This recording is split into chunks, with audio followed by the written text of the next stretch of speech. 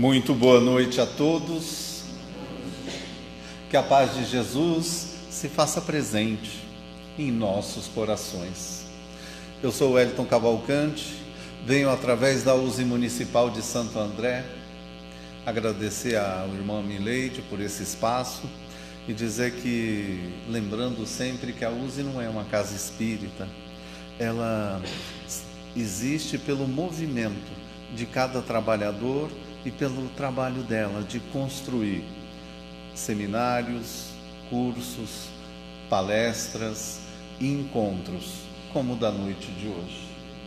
Nos apresentando o Mestre Jesus não como um Deus, longe, distante, mas como nosso irmão maior, nosso companheiro de todas as horas, que está sempre presente, independente dos caminhos que tomamos. Está sempre com as mãos estendidas, nos convidando a ser melhor, nos convidando a abrir o coração. Que Jesus nos envolva para que possamos beber um pouco mais desse Evangelho. Lembrando que o capítulo proposto foi o capítulo 7, Bem-aventurado os pobres de espírito, sobretudo o item 11, o orgulho e a humildade. E nós vivemos em torno de conexões, relações, movimentos, nas direções que tomamos e nos passos que damos. Do nosso despertar até o final do dia, tomamos muitos rumos. A pergunta é: quais rumos estamos tomando na nossa vida?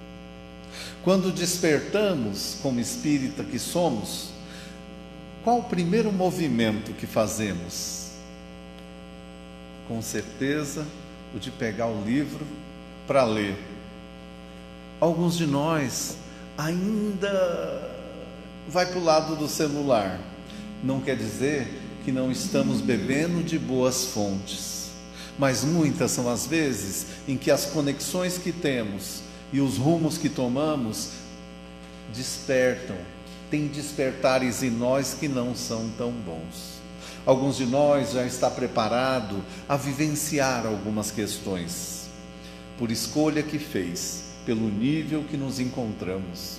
E hoje eu vou refletir um pouquinho sobre isso.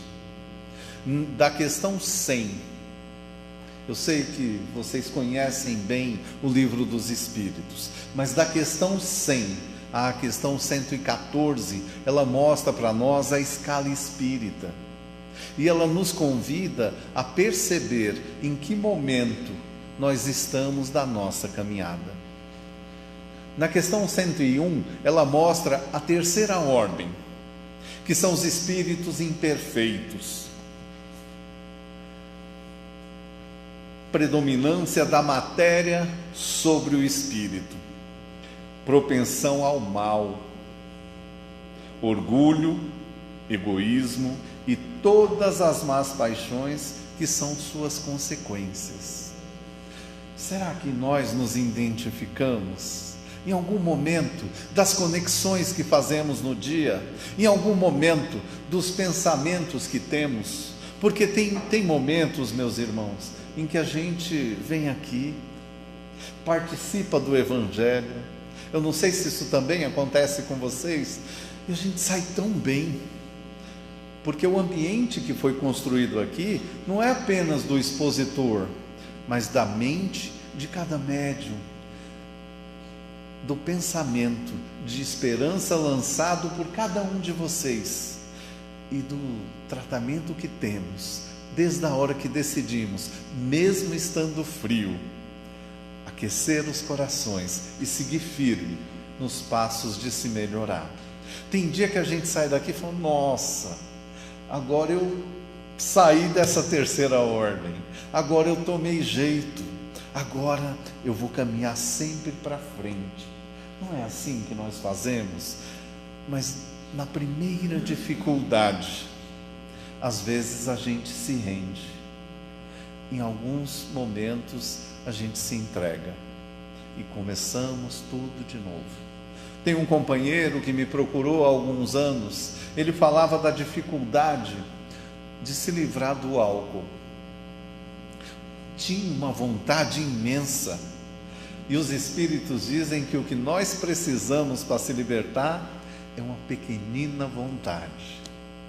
E ele falava: Wellington, mas meus amigos, eu construí tudo em torno deles que se encontram nos bares, num jogo de futebol, onde a desculpa para a reunião era o jogo, mas no fundo, a reunião era para beber depois.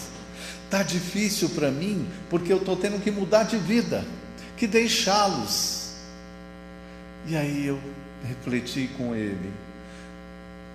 Ele falava para mim do que a bebida representava para ele. Tinha algo que ele não conseguia evitar.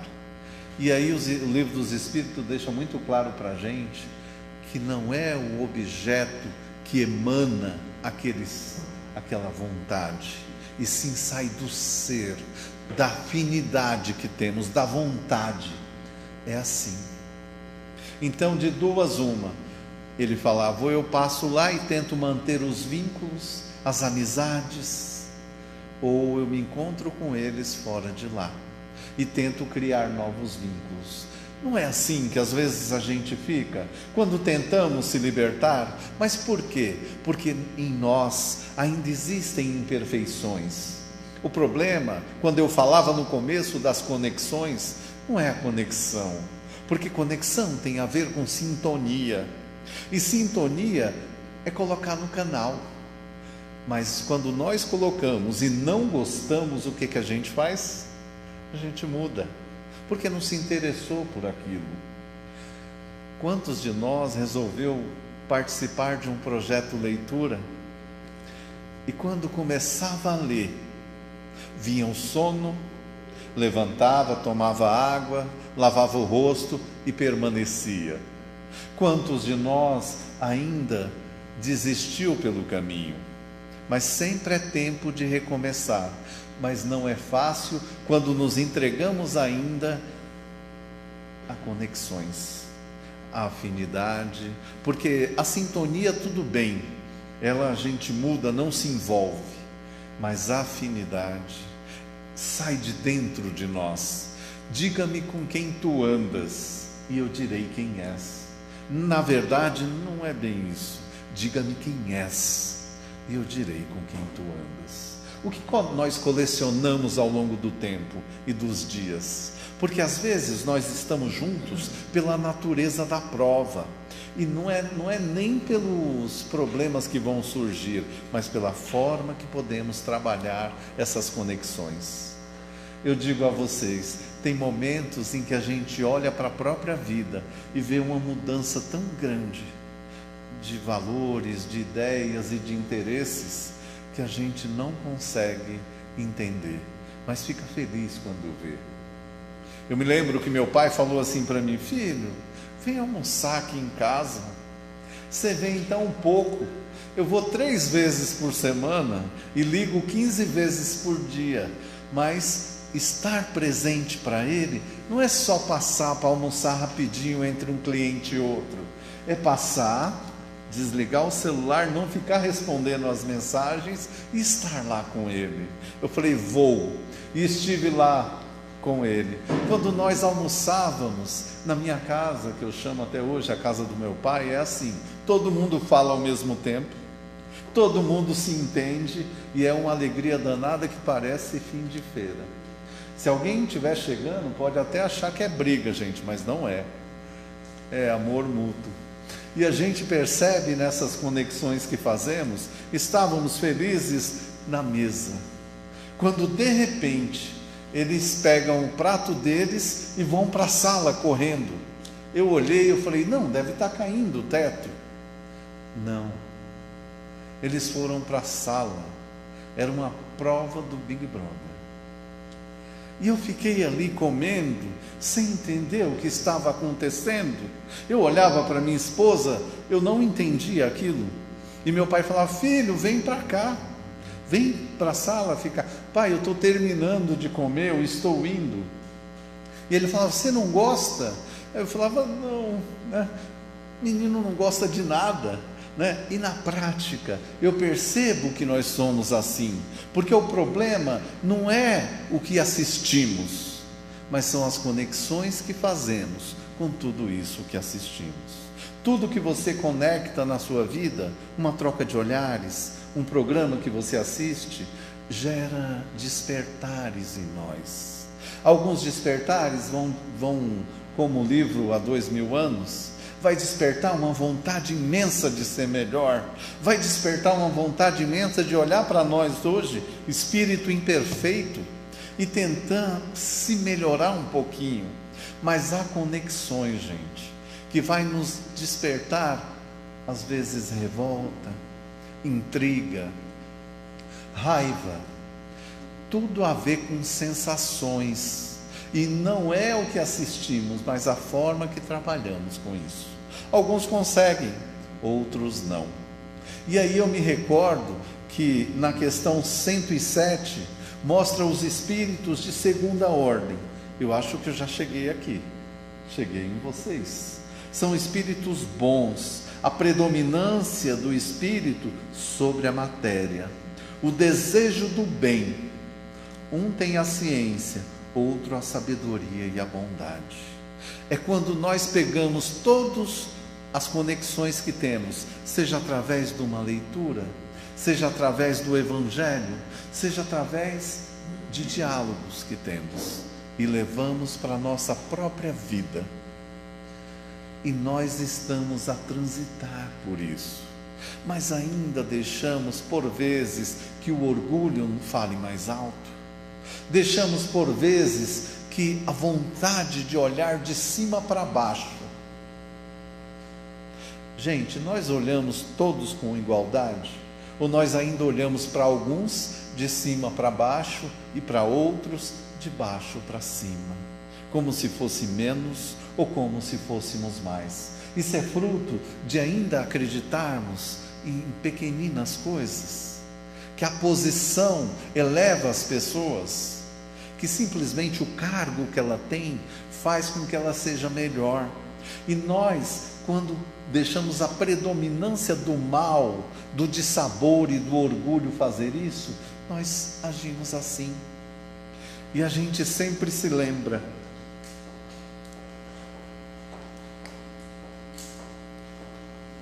de dois primos que cresceram juntos. Gente, precisava ver desde a infância eles. Brincavam, engatinhavam, mas sempre juntos.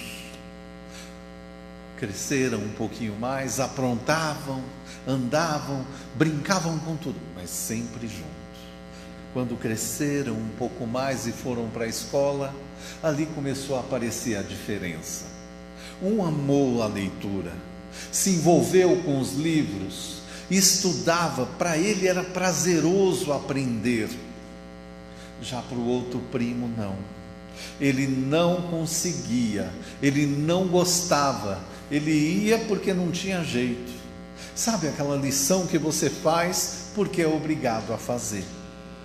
E foi se distanciando, essa postura dos dois foi distanciando eles, e tomaram caminhos totalmente diferentes. Um foi para o rumo da leitura, do entendimento, do esclarecimento. O outro pegou o que uma amiga chama de atalho. Atalho, segundo Beth Maione, uma expositora da USE, ela diz que se fosse bom, chamava caminho, não chamava atalho. E esse companheiro pegou o atalho, correu do estudo, não queria se melhorar, e todas as vezes que nós estudamos, nós nos melhoramos. Por quê? É como se abrissem novos caminhos, desbravassem novos caminhos a seguir, novas conexões, novos aprendizados. É assim com cada leitura, é assim com cada espírito que a gente aprende, gente, com cada momento, com cada conexão que fazemos. Mas por vezes nós fazemos como ele. E um deles se tornou, como era um reinado pequeno, conselheiro do rei. E o outro se tornou remador. Remador rema, conselheiro aconselha. Isso não nos faz melhor ou pior do que ninguém, mas o fato é que o rei resolveu reuni-los e levar para uma viagem todos os seus conselheiros, uma viagem de barco. E quem estava a remar? Um dos primos. E ele viu o outro como conselheiro do rei. E na hora ele pensou: nossa, eu também sou filho de Deus. Por que será que a vida me deu esse destino? E ele remava, mas com um sentimento dentro dele de inferioridade, porque do lado mais tranquilo do barco, onde a brisa era suave, onde tinha o que comer, e ele olhava e pensava assim: nossa, eles nem trabalham, apenas conversam. Como podem se dizer conselheiro? É uma injustiça. E ele falava para com ele mesmo: Senhor, eu não acredito em injustiça, mas se existisse, essa é uma delas. E permanecia com esse sentimento a remar. Vocês já fizeram alguma tarefa de má vontade? Vocês já fizeram alguma tarefa sem estar afim? Eu sei que nós homens adoramos secar a louça. É uma dessas tarefas que a gente faz muito bem. Mas eu tenho uma dificuldade. Quando eu pego no pano para secar, a mulher fala assim: esse é o da mão. Esse é o de secar a mão. Eu olho, eu não vejo diferença nenhuma entre eles. Eu vou dar uma dica para vocês: coloquem cores diferentes. Porque eu tenho essa dificuldade, vai que em casa vocês também têm. Aí eu pego o pano que ela indicou, seco a louça, quando eu vou guardar, eu não lembro onde guarda. Homens, vocês lembram onde guarda a louça? E muitas vezes dessas tarefas se tornam não muito boas.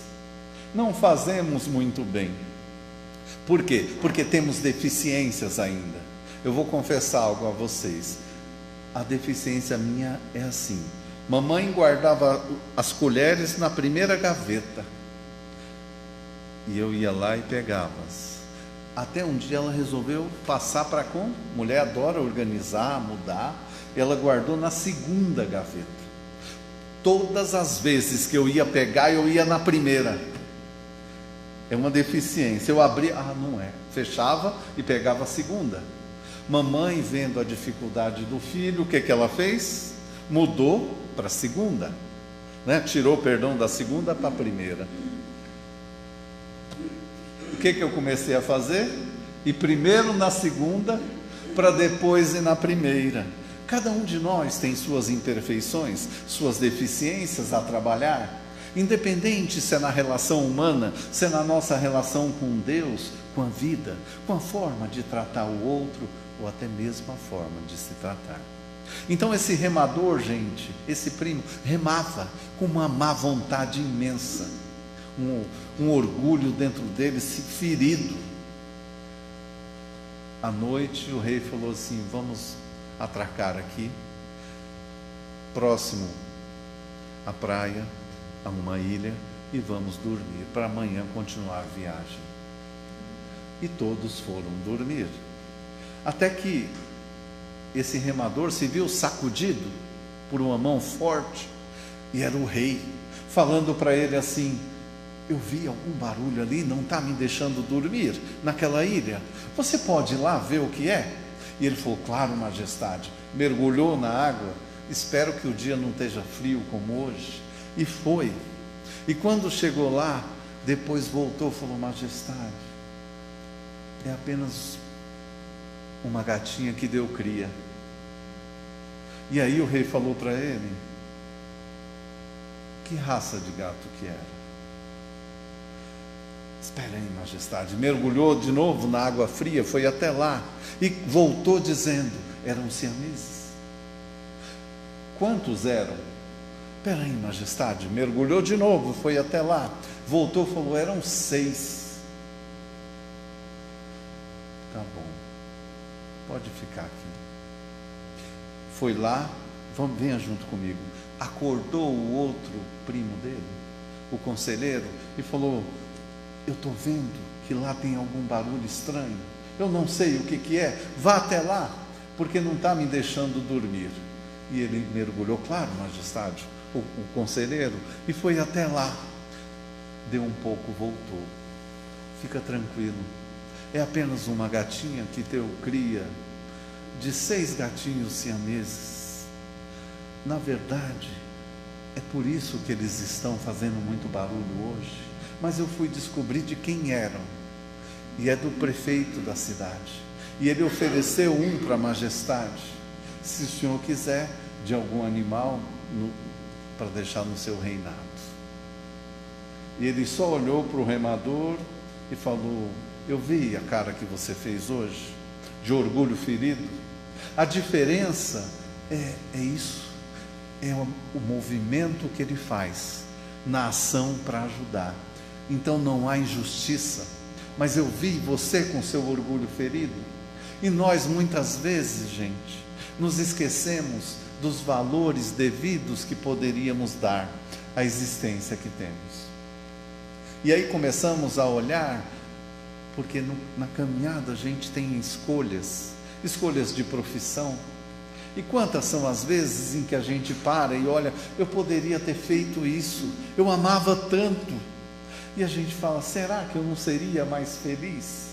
E vamos ficando nesse será e esquecendo que o movimento na vida nos leva a fazer o que quisermos, a sermos como quisermos. Fruto do quê? Das conexões que podemos ter. E o que pode diagnosticar isso? As tendências que temos e os valores que colocamos nas coisas. Que valor nós damos ao primeiro pensamento que temos quando despertamos pela manhã? Se é um pensamento bom, a gente fala assim, vou dar sequência, vou alinhar ele, para que no final do dia eu seja ainda melhor. E se é um pensamento ruim, de medo, de dúvida, de dificuldade, o que a gente faz?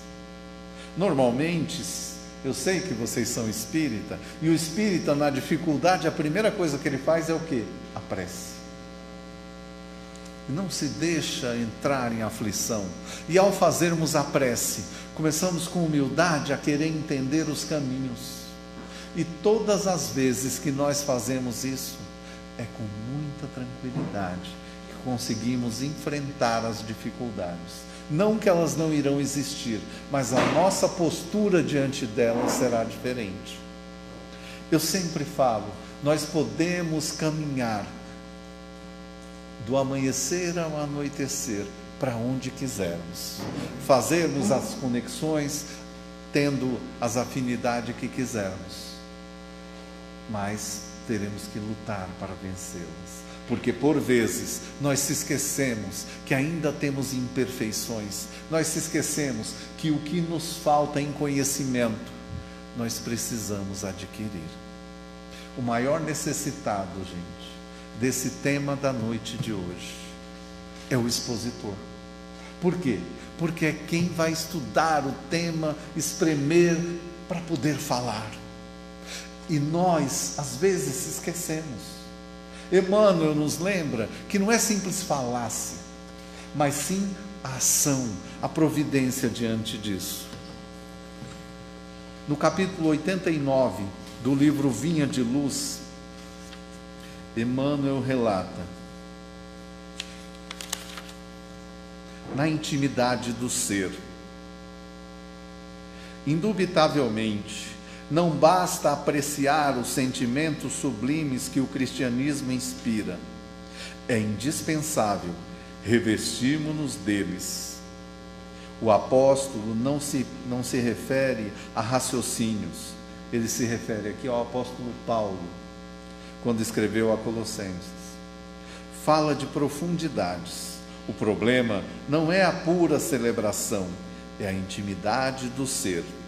Alguém que possua roteiro certo do caminho a seguir entre multidões que o desconhecem, é naturalmente eleito para administrar a orientação, detendo tão copiosa bagagem de conhecimento acerca da eternidade, o cristão, todos nós.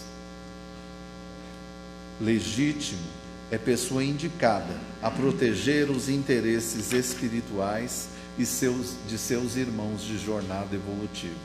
No entanto, é preciso carecer o testemunho, que não se limita à fraseologia brilhante.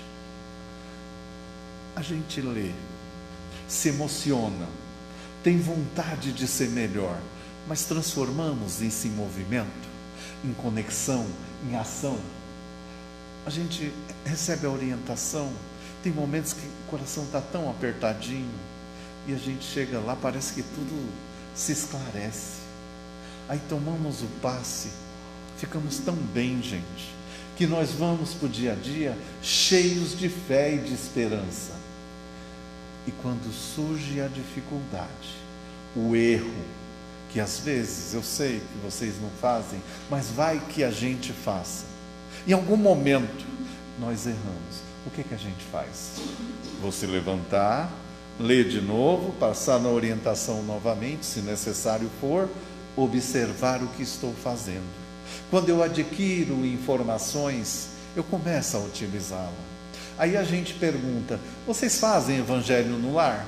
A gente fala, fazemos. Quando? De segunda-feira, Wellington. Ah, que bom. Qual foi o tema? Nossa, eu não lembro. O tema do evangelho no lar não é para o dia, é para nós, é para a nossa semana, é para a nossa vida, é para a forma, é para a gente pegar como um instrumento de uma receita, colocar dentro de nós, refletir sobre isso e ir na direção do outro. O outro é igual a nós, tem dificuldades, tem dúvidas, tem medos, mas não são as dificuldades que a gente carrega no coração, nem as dúvidas, e muito menos os medos que nos fortalecem. É o que fazemos com tudo isso. É a forma que a gente adentra numa casa, se transforma. É a forma que a gente lida com um chefe difícil. É a forma que a gente aprende que nós não somos perfeitos. Nós estamos a caminhar e precisamos nos fortalecer. Como? Através da leitura, através da reflexão do que lê e através dos movimentos e das novas conexões que estamos fazendo junto com os outros. Que Jesus nos ilumine para que possamos usar a nossa humildade, o nosso coração de menino, para poder transformar-se. Porque quando a gente é jovem, a gente se desentende, como esses dois primos, briga, e em seguida já está brincando de novo, não é? Como o capítulo 7 nos pede. A pobreza de espírito não está na forma e na fraqueza que temos, mas na força de não ficar guardando ressentimentos e lutas para manter-nos longe uns dos outros.